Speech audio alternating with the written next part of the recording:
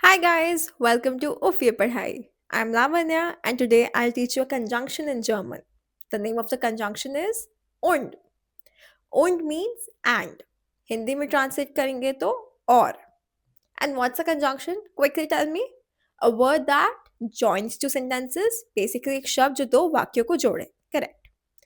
Now let's have a look at the sentences. First thing to be noted is the verb position.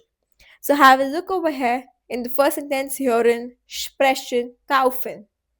All these verbs are coming at the second position. तो basically ये बहुत simple सा है इसमें कुछ ज़्यादा आपको दिमाग नहीं लगाना पड़ेगा वर्ब जैसे जैसे एक नॉर्मल सेंटेंस होता है वैसे ही रहेगा बस बीच में एक und लग जाएगा Let's have a look at the example. Ich höre und ich spreche nach. That means कि मैं सुन रही हूँ I am listening and I am speaking after that.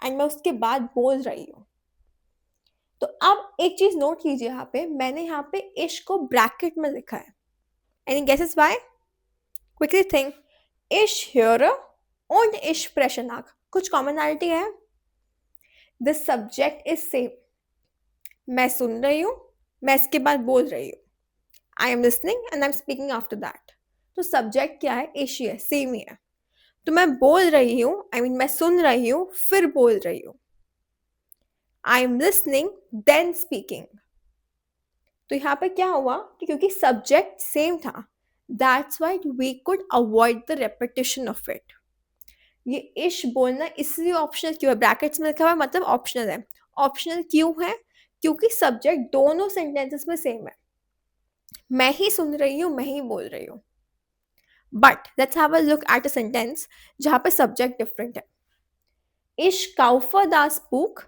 I am buying the book. Und sie kauft das Handy.